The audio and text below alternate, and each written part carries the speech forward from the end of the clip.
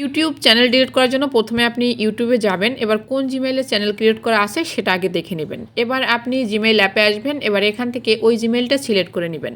এবার ওই জিমেইলের উপর ট্যাপ করে দিবেন। এখানে দেখবেন ম্যানেজ ইউর গুগল অ্যাকাউন্ট লেখা আছে, এখানে ট্যাপ করে দিবেন।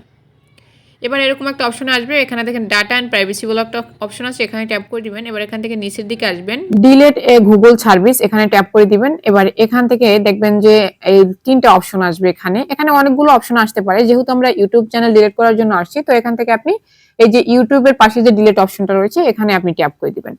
এবার দেখবেন আপনার সামনে এরকম একটা অপশন আসবে, তো এখান থেকে আপনি আপনার চ্যানেল চাইলে হাইড করেও রাখতে পারবেন আর ডিলিট করেও রাখতে পারবেন, দুইটা অপশন আসছে। তো আমরা যেহেতু ডিলিট করব, আমরা এখান থেকে এই যে নিচেরটা সিলেক্ট করব। ওকে, নিচেরটাতে আপনি ট্যাপ করে দিবেন। ট্যাপ করে দেওয়ার সাথে সাথে আপনার সামনে এরকম একটা অপশন আসবে, এখানে নিচের দিকে দুইটা খালি ঘর পাবেন, খালি ঘরে আপনি টিক মার্ক দিয়ে এখানে ডিলিট মাই অ্যাকাউন্টে আপনি ট্যাপ করে দিবেন।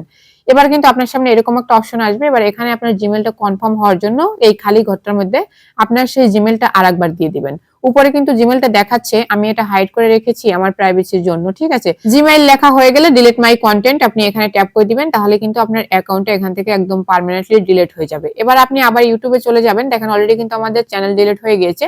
ইউটিউবে চলে যাবেন, ইউটিউবে গিয়ে আপনি দেখবেন সেই জিমেইল যে জিমেইল থেকে আপনি ইউটিউব চ্যানেলটা ডিলিট করেছেন সেটা ডিলিট হয়েছে কিনা। সেটা আপনি কিভাবে বুঝবেন? আপনি দেখবেন জিমেইলের নিচে নো চ্যানেল লেখা আছে কিনা, তাহলে বুঝবেন যে চ্যানেল ডিলিট হয়ে গেছে। আর যদি দেখেন নো সাবস্ক্রাইবার লেখা আছে, তাহলে বুঝবেন যে চ্যানেল ডিলিট হয় নাই। ওয়েট করবেন, তাহলে কিন্তু ডিলিট হয়ে যাবে। ওকে, দ্যাটস ইট।